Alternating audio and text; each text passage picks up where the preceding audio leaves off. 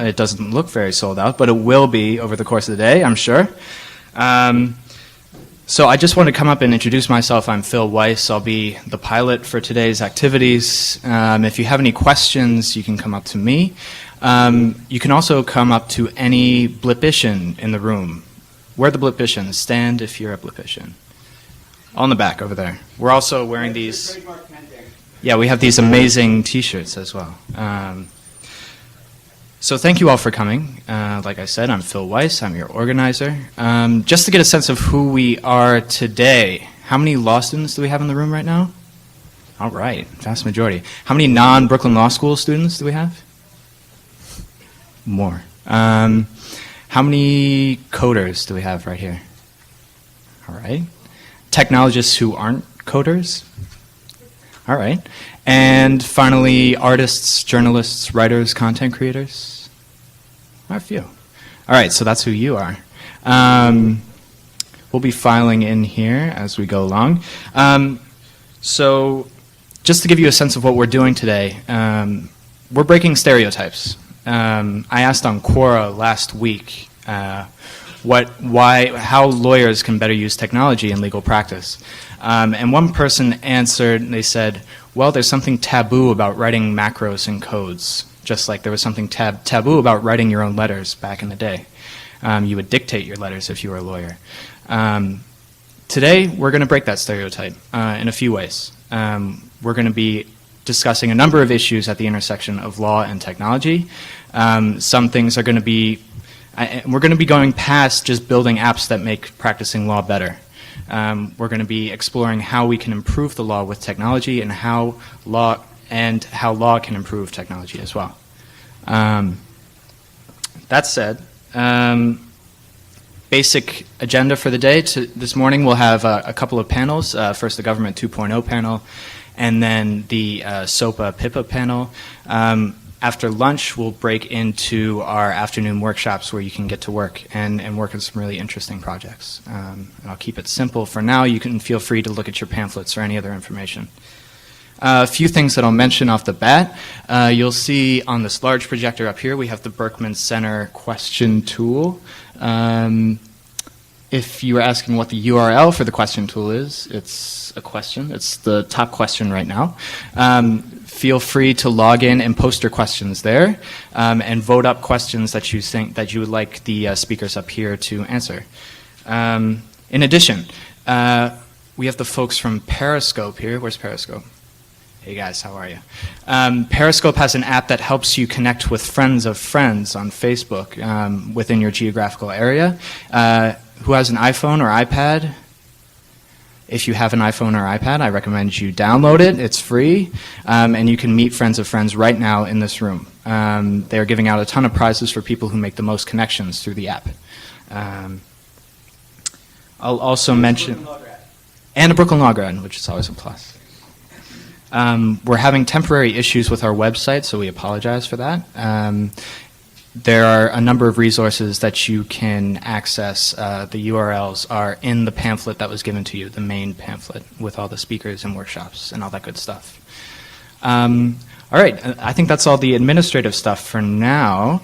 That said, I'll hand it off to Professor Jonathan Askin, who's made pretty much everything today possible. So thank you very much, and we look forward to having you. Thanks, Bill. That's a ridiculous overstatement about the function I served. The truth of the matter is I would have given up on this concept weeks ago without the insistence and perseverance of Phil and the other blipicians. So I owe them a debt of gratitude. In fact, I feel a little bit like the parent of the very first Homo sapien. It looks kind of like me, but it's qualitatively different. I'm hopeful, at least. I like to think that I will serve a function in creating the next generation of tech-savvy attorney, but I don't actually think of myself as one of them. By the way, who here has done their taxes already? Wow. Okay, I have not. Who has not done their taxes? Who's getting an extension? Good. All right. That's my goal. It's great to see. Look, when I came to this law school, I made one deal with the administration. It was I am not obligated to speak before noon, and I'm certainly not obligated to speak on a Sunday. And if I am speaking before noon, it certainly shouldn't be to a hacker community, which basically toils in the darkness. So for me, this is an interesting moment that the first time I speak before noon on a Sunday at Brooklyn Law School, it's to a room full of at least hacker-sensitive attorneys, if not hackers themselves. The question that Phil didn't ask two questions that I want to ask. One is, who's an other? Who does not satisfy a category that Phil asked? Are you a lawyer? All right, so the others. Share with me what you think you are. So Lon, you're an other. What are you an other in? A professor. Okay, professors. All right, so we're all the professors. Okay, you didn't ask for professors. Okay, good. All right, professors. Any other others besides professors? What are you?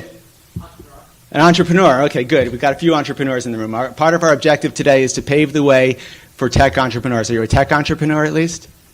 Less on the tech side. I'm actually looking for one. Okay, all right. Others?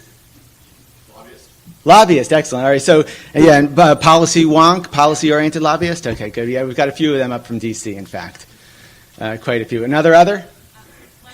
Librarian, but a tech-oriented librarian. Okay. We've got a few law librarians and tech-oriented librarians in the room also. In fact, they will be speaking. Some of them will be speaking later this afternoon about ways in which we might improve legal and other educational processes to deploy technology tools. So they're going to be migrating around today to soak up as much as they can with an eye towards speaking at a conference this June about tech-oriented tools for legal and university educational purposes. I want to say, first of all, this is the first time we're doing this, so it's a bit of a slow roll. We are on training wheels, which is why the morning is all about panels and discussions and keynotes.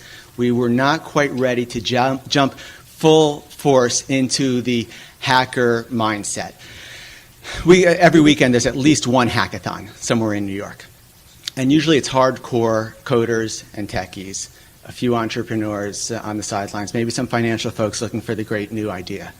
Whenever I go to these events, or when any of my students go to these events, we feel a little bit like wallflowers at the revolution. Who here is a law student who's been to a hackathon? A few of you. Who here is a lawyer who has never been to a hackathon? Actually, I'll start. Who here is a lawyer who's never been to a hackathon because they were afraid that it wouldn't know what to do at the hackathon?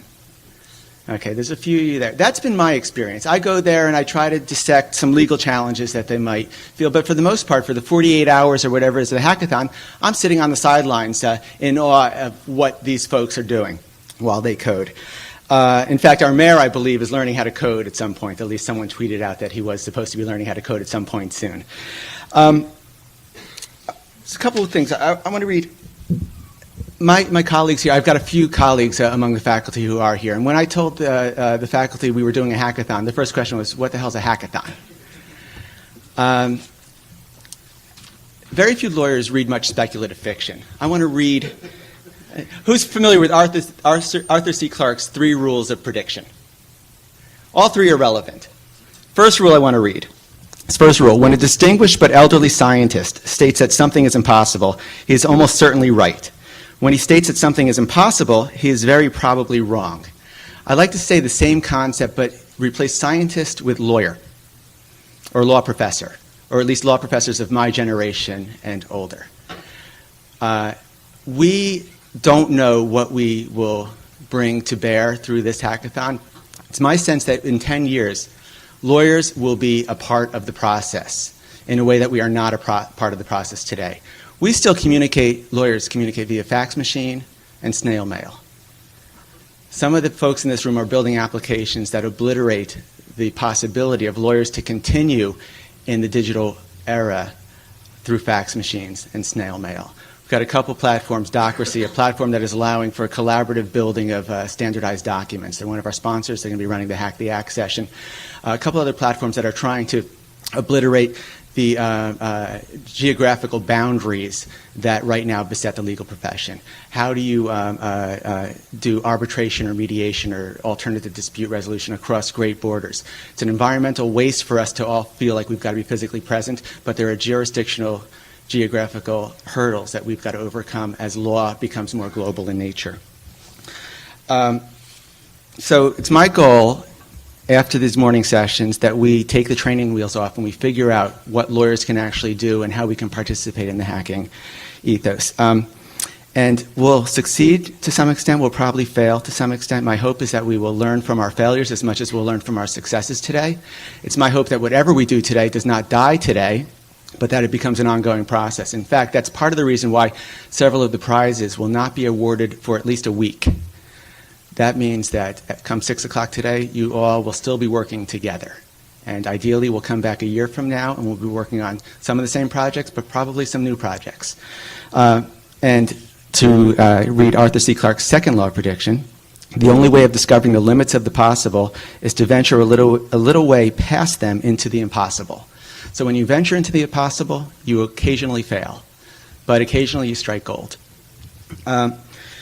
Lawyers have traditionally been, this has been my dilemma in my whole legal career, lawyers have traditionally been what I call yeah but people.